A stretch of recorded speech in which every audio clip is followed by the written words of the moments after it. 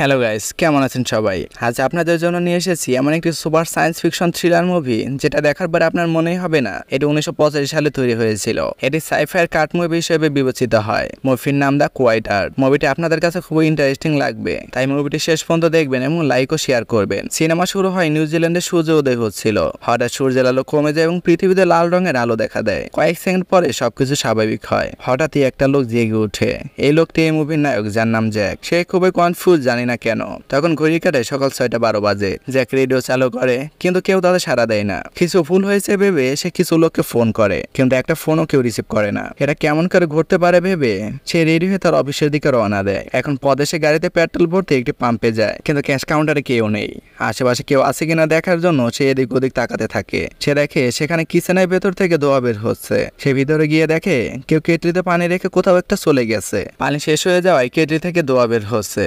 Jack এটি বন্ধ করে এবং নীরবে সেখান থেকে চলে যায়। সে সব জায়গায় খোঁজাখুঁজি করে, কিন্তু সেখানে কাউকে দেখতে পায় না। রাস্তার কিছু দূরে একটি টয়লেটের দরজা ভিতর থেকে বন্ধ, কিন্তু জ্যাক ডাকলে কেউ সাড়া দেয় না। ভেতরে তাকালে দেখা যায় ভিতরটা পুরোই ফাঁকা। তারপর সে একটা রাস্তা দূর অনেক দূর চলে আসে। তখন সে বুঝতে পারে শুধু পেট্রোল স্টেশন নয়, পুরো রাস্তাটাই ফাঁকা এবং সেখানে কোনো মানুষজন নেই। এখন সে টেনশনে পড়ে যায়। আমি সকালে ঘুম থেকে ওঠার পর একজনকেও দেখতে পাইনি। It's totally strange. এরপর সে অফিসের দিকে গাড়ি চালাতে শুরু করে। শহরের বাইরে নির্জন জায়গায় তার অফিস। রাস্তা জুড়ে এখানে সেখানে গাড়ি পার্ক করা দেখা গেলেও একটা মানুষও দেখা যাচ্ছে না। জ্যাক সব জায়গায় তাকাতে শুরু করে এবং বুঝতে পারে সম্ভবত সমস্ত লোক তাদের বাড়িতে বন্ধ থাকতে পারে। এরপর জ্যাক একটি বাড়ির জানালায় নড়াচড়া দেখতে পায়। তখন জ্যাক গাড়ি থামে ওই বাড়ির দরজায় টোকা দিলেও কেউ দরজা খোলে না। হতাশ হয়ে জ্যাক গ্লাস ভেঙে ভিতরে চলে যায় এবং রান্নাঘরে পাইপ ফুটো থাকায় পানি পড়তে দেখে। এটা দেখে জ্যাকের মনে হয় জানালার কাছে কেউ আছে। এরপর জ্যাক পানির লাইনটি বন্ধ করে দেয়। তারপর পুরো বাড়ি চেক করে, কিন্তু কাউকেই খুঁজে পায় না। এখানে বেডরুমের বিছানার দিকে তাকিয়ে মনে হয় কেউ যেন এইমাত্র উঠে চলে গেছে।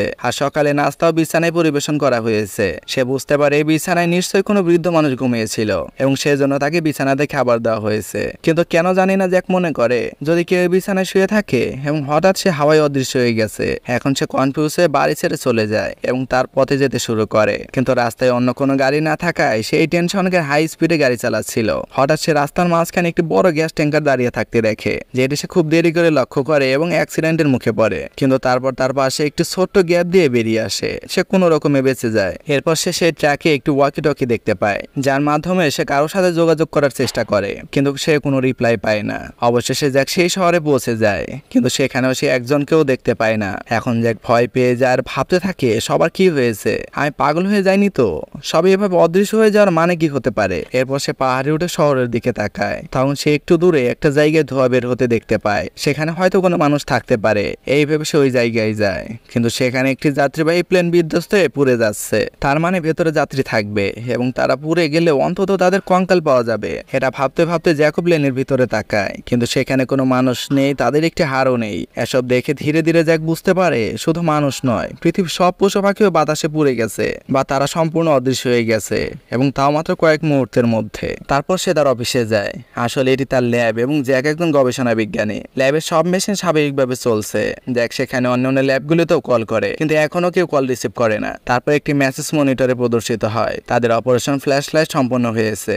সে উঠে তার কলিগের জন্য পুরো ল্যাব খোঁজাখুঁজি করে, কিন্তু একই জিনিস, সেখানে কেউ নেই। তার বস কন্ট্রোল প্যানেল রুমে বসে আছে। জ্যাক তার কাঁধে হাত রাখে এবং সে একটি প্যানেলের সামনে পড়ে যায়, মানে সে মারা গেছে। জ্যাক ভয় পেয়ে সেখান থেকে চলে যায়। তার বস যে প্যানেলে পড়েছিল সেখানে কিছু কন্ট্রোল চালু হয়ে যায়, যার কারণে পুরো ল্যাবে ইমার্জেন্সি অ্যালার্ম বাজতে শুরু করে এবং সমস্ত দরজা বন্ধ হয়ে যায়। এভাবে জ্যাক নিজেই ভিতরে আটকে যায়। এখন বের হওয়ার জন্য জ্যাক দরজার কাছে কিছু গ্যাস বোমা সেট করে, যেগুলো একই ছিল। তারপর ভেতরে এসে রেকর্ডারে বলতে শুরু করে, আজ 5ই জুলাই এবং আমার নাম জ্যাক। আমাদের অপারেশন ফ্ল্যাশ লাইট ছড়িয়ে পড়েছে এবং এর কারণে বিশ্বের সমস্ত মানুষ অদৃশ্য হয়ে গেছে এবং আমি একমাত্র বেঁচে আছি। তারপর রেকর্ডিং টেবিলে রেখে সে বোমার বিস্ফোরণ ঘটায়। দরজা ভেঙে যায় এবং জ্যাক তার জীবন বাঁচাতে তৎক্ষণাৎ পালিয়ে যায়। তারপর সে রেডিও স্টেশনে যায় এবং সম্প্রচার করে, আমার নাম জ্যাক এবং আমি এই ঠিকানায় থাকি। আর কেউ বেঁচে থাকলে এই নাম্বারে যোগাযোগ করুন অথবা আমার ঠিকানায় আসুন। সে সারা শহর জুড়ে পোস্টার লেখে এবং এতে তার নম্বর লিখে দেয়, যাতে যে কেউ এটি দেখে তার সাথে যোগাযোগ করতে পারে। এছাড়া সে পুলিশের গাড়ি নিয়ে রাস্তাঘাটে ঘুরে মাইকিং করতে থাকে, কেউ বেঁচে থাকলে দয়া করে আমার সঙ্গে যোগাযোগ করুন। আর এইভাবে এসব করতে করতে অনেক দিন কেটে যায়, কিন্তু একজন মানুষও তার সাথে যোগাযোগ করে না। জ্যাক প্রতিদিন মানুষকে খুঁজতে গিয়ে হতাশ হয়ে পড়েছিল এবং এখন সে নিশ্চিত হয়েছিল সে এই পৃথিবীতে একা এবং কোনো মানুষ তো নেই, এমনকি পশু পাখিও বেঁচে নেই। আর এই পৃথিবীতে যখন আর কেউ নেই, তাহলে এই ছোট্ট ঘরে আমি কেন থাকবো? এই ভেবে সে শহরের সবচেয়ে বড় এবং বিলাসবহুল বাড়িতে থাকতে শুরু করে। গাড়ির শোরুম থেকে শুরু করে সবচেয়ে দামি গাড়ি পর্যন্ত সে খুব বিলাসবহুল দোকানে যায় এবং তার পছন্দের জিনিসগুলো তুলে নেয়। সে দামি গয়না, কাপড় চোপড় সবই তুলে নেয়, কারণ এখানে তাকে আটকানোর কেউ নেই। এই উন্মাদনে আরো কিছুদিন কেটে যায়, কিন্তু জ্যাক এখন তার লাইফে বিরক্ত হয়ে গেছে। এখানে জীবন যতই বিস্ময়কর হোক না কেন, তবুও সে একা। ধীরে ধীরে তার মানসিক অবস্থার অবনতি হতে থাকে। সে পুরুষদের পোশাক ছেড়ে মহিলাদের পোশাক পরতে শুরু করে। তারপর সে রাষ্ট্রপতির বাংলোতে গিয়ে বারান্দায় দাঁড়িয়ে বক্তব্য দিতে থাকে। আর নিচে সে হিটলার, রানী এলিজাবেথের মতো মৃত যোদ্ধাদের বিশাল কাট আউট রেখেছে, যেন তারা তার বক্তৃতা শুনছে। সময়ের সাথে সাথে সে তার মানসিক ভারসাম্য হারিয়ে ফেলে। এরপর একদিন বাংলোতে বিদ্যুৎ সরবরাহ বন্ধ হয়ে যায়। এতে সে রেগে গিয়ে একটি বন্দুক নিয়ে কাছাকাছি একটি গির্জায় যায়। সেখানে সে যিশুর মূর্তিকে গুলি করে এবং চিৎকার করে বলে, আজ থেকে তুমি নাও, আমি এখানকার ঈশ্বর। এরপর সে একটি বড় ট্রাক নিয়ে দোকানগুলো ধ্বংস করতে থাকে এবং হঠাৎ একটি শিশু ট্রলি ট্রাকের নিচে চলে আসে। জ্যাকও ভয় পেয়ে যায় এবং ভাবতে থাকে আমি বাচ্চাটিকে ট্রাক দিয়ে পিষে দিয়েছি কিনা, কিন্তু সে দেখে এতে কোনো বাচ্চা নেই। এভাবে জীবনযাপনে সে পুরোপুরি বিরক্ত হয়ে নিজেকে গুলি করার কথা ভাবছে, কিন্তু কেন যেন তার মনে হচ্ছে সে পাগলামি করে এসব করছে। মানুষে বুঝতে পারে এটা করা উচিত নয়। আমি মনে করি আমি একা থাকলেও ভালোভাবে বাঁচতে পারবো। এইভাবে সে সাগরে গোসল করে আবার বাড়ি ফিরে আসে। কিছুদিন সবকিছু খুব ভালো যায়। একদিন সে বাড়িতে এসে দেখে ঘরের ভেতর থেকে শব্দ আসছে।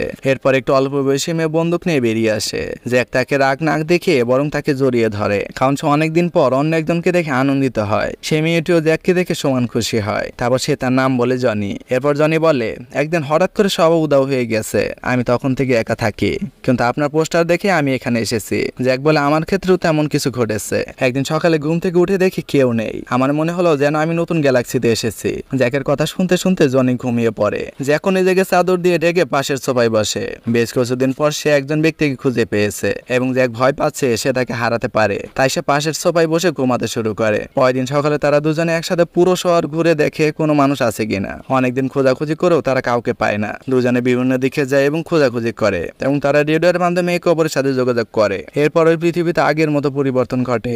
মনিটরের সিগন্যাল উঠানামা করে এবং মনে হয় যেন পৃথিবী উল্টে যাবে। এখন জ্যাকও জনির মাথা ঘোরা অনুভব করে। কয়েক সেকেন্ডের মধ্যে সবকিছু স্বাভাবিক হয়ে যায়। একদিন জ্যাক জনিকে তার জীবনের এক্সপেরিমেন্ট সম্পর্কে বলে, আমরা একটি বেতার বৈশ্বিক শক্তি নেটওয়ার্ক তৈরি করার চেষ্টা করেছিলাম। ওয়্যারলেস এনার্জি মানে আজ যদি আমাদের মোবাইল চার্জ করতে হয় তাহলে আমরা চার্জার ব্যবহার করি। আর জ্যাক যে বেতার শক্তির কথা বলছে এর মাধ্যমে তার ছাড়ে বাতাসে বিদ্যুৎ প্রেরণ করে বৈদ্যুতিক শক্তি সরবরাহ করা যেতে পারে। জ্যাক বলে, যতক্ষণ এই শক্তি কম তীব্রতা থাকে ততক্ষণ এটি জীবের কোনো ক্ষতি করে না, তবে শক্তির তীব্রতা বাড়লে কয়েক সেকেন্ডের মধ্যে মানুষ কেবল মারা যাবে না, বাতাসে দ্রবীভূত হবে এবং আমি মনে করি এটা আমাদের পরীক্ষার কারণে পৃথিবীতে একটি মানুষ অবশিষ্ট নেই। সবাই হাওয়ায় মিলিয়ে গেছে।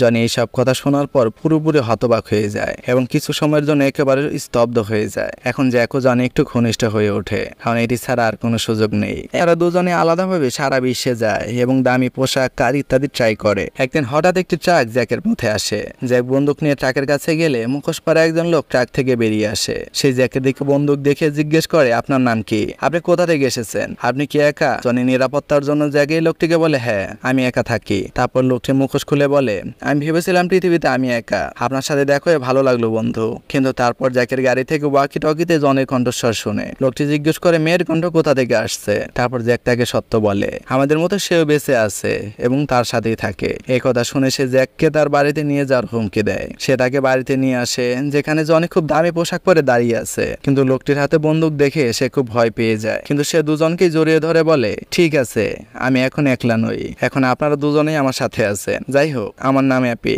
এখন তিন বন্ধুই খুব খুশিতে থাকে এবং প্রতিদিন নতুন গাড়ি নিয়ে ভ্রমণ করে। কয়েকদিন পর ক্যাম্প ফায়ার করে তিনজনে এক জায়গায় বসে আছে। তারপর অ্যাপি বলে, আমার এবং আমার বন্ধুর মধ্যে ঝগড়া হয়েছিল এবং সে আমাকে এতটা আঘাত করেছিল যে আমি প্রায় মারা যেতে গিয়েছিলাম। আমি ভেবেছিলাম আমি মারা গেছি, কিন্তু তারপর যখন আমি জ্ঞান ফিরে পেলাম তখন আমার আশেপাশে কোনো মানুষ নেই। কিন্তু পরে জানতে পারলাম সবাই উধাও হয়ে গেছে এবং আমি পৃথিবীতে একা হয়ে গেলাম। জনি বলে, সেদিন আমি বাথরুমে আমার হেয়ার ড্রায়ার ব্যবহার করছিলাম। হঠাৎ আমার বৈদ্যুতিক শক লাগে। আমি ভেবেছিলাম আমি মারা গেছি, কিন্তু যখন আমি জ্ঞান ফিরে পেলাম তখন সমস্ত লোক অদৃশ্য হয়ে গেছে। জ্যাক, আপনার কি কখনো একটি অনুরূপ অভিজ্ঞতা হয়েছে? বন্ধুরা, আসলে জ্যাক সেদিন ল্যাবে করা পরীক্ষাটির বিরুদ্ধে ছিল, কারণ এটি বিপজ্জনক হতে পারে, কিন্তু তার বস তার কথা শুনতে রাজি ছিলেন না। বিরক্ত হয়ে সেই রাতে জ্যাক আত্মহত্যার উদ্দেশ্যে কিছু ঘুমের ওষুধ খেয়েছিল, কিন্তু সকালে দেখা গেল সে মারা যায়নি। তিনজনেই বুঝে যখন সে লাল আলো পৃথিবীতে পড়ছিল তখন কিছু পরিবর্তন হয়েছিল এবং সেই সময় তিনজনের মৃত্যুর খুব কাছাকাছি ছিল। সম্ভবত সে কারণে এই তিনজন বেঁচে গেলেও বাকিরা নিখোঁজ হয়েছে। এরপর যখন তাদের জ্ঞান আসে তখন তারা তিনজনের সে লাল রঙের আলো দেখেছিল। এই আলোকে ফ্ল্যাশ ফ্ল্যাশ লাইট বলা হয় এবং তাই তাদের প্রকল্পের নামও রাখা হয়েছিল অপারেশন ফ্ল্যাশ লাইট। এ কারণে এই লোকেরা বেঁচে গিয়েছিল। এখন তারা বিষয়গুলি সম্পর্কে স্পষ্টভাবে জানতে পারে। এরপর তারা অ্যাপির বাড়িতে যায়, যেখানে অ্যাপি সুন্দরভাবে পিয়ানো বাজায়। জ্যাক এবং জনি একসাথে নাচতে থাকে। সেই রাতে জনি শুনতে পায় বাইরে থেকে কেউ গান করছে। যখন সে বাইরে যায় তখন সে দেখতে পায় অ্যাপি কবরের সামনে দাঁড়িয়ে আছে। সে কিছু দুঃখের গান গাইছিল। জনি ভাবে কেন তাকে বিরক্ত করব, তাই সে ভিতরে চলে আসে। জনি এতদিন জ্যাকের সাথে ছিল এবং তাদের মধ্যে বন্ধনও ভালো ছিল, কিন্তু হঠাৎ জনিকে একা ঘুমোতে দেখে জ্যাকের মনে হয় হয়তো অ্যাপি আসার পর জনি আমার কাছ থেকে দূরে সরে যাচ্ছে। এখন জ্যাক ফ্ল্যাশ লাইটের ঘটনাটি নিয়ে তদন্ত করছিল। তখন সে অ্যাপি এবং জনিকে জগিং করতে দেখে। জনি জিজ্ঞেস করে, তোমার বন্ধু তোমাকে মারতে এসেছিল কেন? অ্যাপি জানায়, আমি তার স্ত্রীকে হত্যা করেছি। জনি এই কথা শুনে জনের অবস্থা খারাপ হয়ে যায়। সে অ্যাপিকে আর কিছু জিজ্ঞেস করে না, সম্পূর্ণ নীরব হয়ে যায়। জনি বাসায় আসলে জ্যাক জিজ্ঞেস করে, তুমি কাঁদছো কেন? কিন্তু সে কোনো উত্তর দেয় না। জ্যাক অ্যাপিকে জিজ্ঞেস করে, তুমি এমন কি বলেছো যে সে কাঁদছে? অ্যাপি বলে, আমি তো কিছু বলিনি। তারপর জ্যাক অ্যাপির সাথে লড়াই শুরু করে এবং তার গাড়ি নিয়ে পালিয়ে যায়। অ্যাপিও রেগে যায়। জ্যাকের তার গায়ে হাত তোলার সাহস হয় কিভাবে? সেও একটি গাড়িতে জ্যাককে তাড়া করতে থাকে। এখন দুজনকে যেতে দেখে জনিও একটা গাড়িতে ওদের পিছনে। অ্যাপিও জ্যাকের গাড়ির সাথে সংঘর্ষ হয়, কিন্তু সৌভাগ্যক্রমে তাদের কিছুই হয় না। যখন তাদের লড়াই আবার শুরু হয়, জনি তাদের দিকে তাকে এবং হুমকি দেয় যদি তারা লড়াই বন্ধ না করে তবে সে তাদের উভয়কে গুলি করবে। তারপর তারা লড়াই বন্ধ করে দেয় এবং জ্যাক বলে, ফ্ল্যাশ লাইটের কারণে সবে অদৃশ্য হয়ে গেছে, এটা আবার ঘটতে যাচ্ছে। এরকম হলে আমরা তিনজনেই অদৃশ্য হয়ে যাব।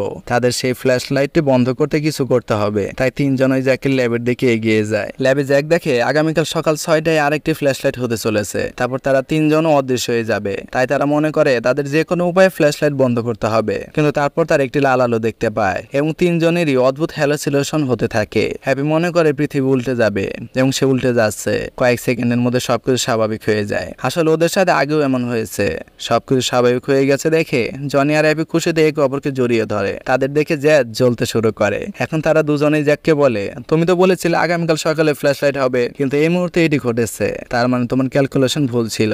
জ্যাক বলে, আমার হিসাব কখনো ভুল হতে পারে না। আগামীকাল 6টায় আবার ঘটবে, কিন্তু এখন যা হয়েছে তা কেবল একটু উপসর্গ ছিল। আগামীকাল সকালের ফ্ল্যাশ লাইট খুব বিপজ্জনক হবে। মনে রাখবে এই সবের কারণ হলো স্ল্যাব থেকে নির্গত বিকিরণ। আমরা যদি এই ল্যাবটি নিজেরাই বিস্ফোরিত করি তবে কোনো ফ্ল্যাশ লাইট থাকবে না। তারপর তার একটি বিস্ফোরক গোডাউনে যায় এবং বিস্ফোরক বুটে একটি ট্রাক লোড করে। জ্যাক তাদের বিস্ফোরক করার জন্য একটি রিমোট তৈরি করেছে। অ্যাপি ট্রাক চালাতে যাচ্ছে, কিন্তু যাওয়ার আগে সে জনির সাথে অনেকক্ষণ কথা বলে। এবার সে ট্রাকটিকে ল্যাবের দিকে নিয়ে আসে এবং গাড়ি নিয়ে এগিয়ে যায়। এখন জ্যাক তার মন খুলে জনির সাথে কথা বলতে শুরু করে। তুমি আর আমি কতটা ক্লোজ ছিলাম, কিন্তু অ্যাপি আসার পরে তুমি আমাকে এড়িয়ে যাচ্ছ। মনে হচ্ছে সে তোমাকে আমার থেকে আলাদা করে দিয়েছে। তুমি আমাকে একটা কথা বলো তো, তুমি কার সাথে বাঁচতে চাও? এটা তোমার পছন্দ। আমি এই বিষয়ে কিছু বলবো না, তবে আমি জানতে চাই তুমি যদি তাকে আমার চেয়ে বেশি পছন্দ করো তবে তুমি কেন করো? জনি বলে, দেখো আমি তোমাকে এবং এপিকে দুজনকে খুব পছন্দ করি, কিন্তু আমি তোমাদের মধ্যে এপিকে অনেক বেশি রেটিং করেছি। সেদিন সে বলেছিল তার বন্ধু তাকে হত্যার চেষ্টা করেছিল। আসলে ব্যাপারটা ছিল তার বন্ধুর স্ত্রী অ্যাপির প্রেমে পড়েছিল এবং সে অ্যাপিকে প্রস্তাবও করেছিল, কিন্তু অ্যাপি তার বন্ধুর সাথে এভাবে বিশ্বাসঘাতকতা করতে চায়নি এবং সে স্পষ্টভাবে এই নারীকে বলেছিল আমি তোমাকে ভালোবাসি না। এই কারণে তার বন্ধুর স্ত্রী আত্মহত্যা করে। যখন অ্যাপির বন্ধু এটি জানতে পারে তখন সে ভেবেছিল অ্যাপি তার স্ত্রীকে হত্যা করেছে। সেজন্য অ্যাপি আফসোস করতে লাগলো তার বন্ধুর স্ত্রী তার কারণে আত্মহত্যা করেছে। যখন অ্যাপি আমাকে এই কথা বলছিল আমি তার চোখে অনেক কষ্ট দেখতে পেয়েছি। আমি ভেবেছিলাম তোমার থেকে অ্যাপির আমাকে বেশি প্রয়োজন। এখানে জ্যাক জনির ফিলিংস বুঝতে পারে। জনি বলে, কিন্তু তোমার প্রতি আমার ভালোবাসা সবসময় থাকবে। এটা বলে সে জ্যাকের গালে কিস করে, কিন্তু এর মধ্যে তার একই গ্যাস ট্যাঙ্কারের সাথে অ্যাক্সিডেন্ট করতে যাচ্ছিল। কিন্তু কোনোভাবে জ্যাক গাড়ি সামলাতে পারলেও অ্যাপি যে তার পেছনে ট্রাক চালাচ্ছিল এই ছোট্ট পথ দিয়ে সে যেতে পারে না। যদি সে ট্যাঙ্কারের সাথে ধাক্কা খায় একটি বড় বিস্ফোরণ ঘটবে। তাই জ্যাক এবং জনি দ্রুত তাকে গাড়ি থামাতে সতর্ক করে, কিন্তু গাড়ি থামানোর পরিবর্তে অ্যাপি ট্রাকের গতি কমিয়ে দেয় এবং এটিকে অন্যদিকে সরানোর মাধ্যমে ট্রাকের জন্য একটি মসৃণ পথ তৈরি করে। তারপর সে গাড়ি থামায় এবং জনিকে তার ট্রাকে ডাকে। জনিও খুশিতে ট্রাকে উঠে যায়। বন্ধুরা, জ্যাক এখনো মেনে নিতে পারছে না জনি তার উপরে অ্যাপিকে বেছে নিচ্ছে। তারপর সে গাড়ি নিয়ে তাদের ট্রাকের পেছনে আসতে থাকে। তখন জ্যাকের রেডিওতে একটি অ্যালার্ম সংকেত আসতে শুরু করে, যার মানে ল্যাবের রেডিয়েশনের মাত্রা এখন উল্লেখযোগ্যভাবে বৃদ্ধি পেয়েছে। এখন তারা ল্যাবের কাছে বিস্ফোরক নিয়ে ট্রাক নিয়ে গেলে বিস্ফোরক ঘটবে এবং ট্রাকে বসে অ্যাপি ও জনি নিহত হবে। জ্যাক তাড়াতাড়ি রেডিওতে অ্যাপিকে সম্পর্কে বলার চেষ্টা করে, কিন্তু অ্যাপি মনে করে জ্যাক আমাদের উভয়কে বিরক্ত করার জন্য রেডিওতে আমাদের সাথে যোগাযোগ করছে। সেজন্য সে রেডিও বন্ধ করে দেয় এবং জনির সাথে মজায় মজায় কথা বলতে থাকে। জ্যাক মনে করে তারা এইভাবে রাজি হবে না এবং সে ট্রাকটিকে ওভারটেক করে তাদের থামানোর চেষ্টা করে, কিন্তু অ্যাপি ট্রাকটিকে জিগজ্যাগে চালিয়ে জ্যাককে সামনে যেতে দেয় না। রাগান্বিত জ্যাক কোনোভাবে ট্রাকটিকে ওভারটেক করতে সক্ষম হয় এবং গাড়িটা থামায়। এরপর সে অ্যাপিকে তিরস্কার করে বলে, তুমি কি পাগল পাগল হয়ে গেছো? আমি তোমাকে গুরুত্বপূর্ণ কিছু বলার জন্য তোমার সাথে যোগাযোগ করছি, আর তুমি কিছু না শুনে আমার সাথে রসিকতা করছো। বর্তমানে ল্যাবের রেডিয়েশন অনেক বেড়ে গেছে।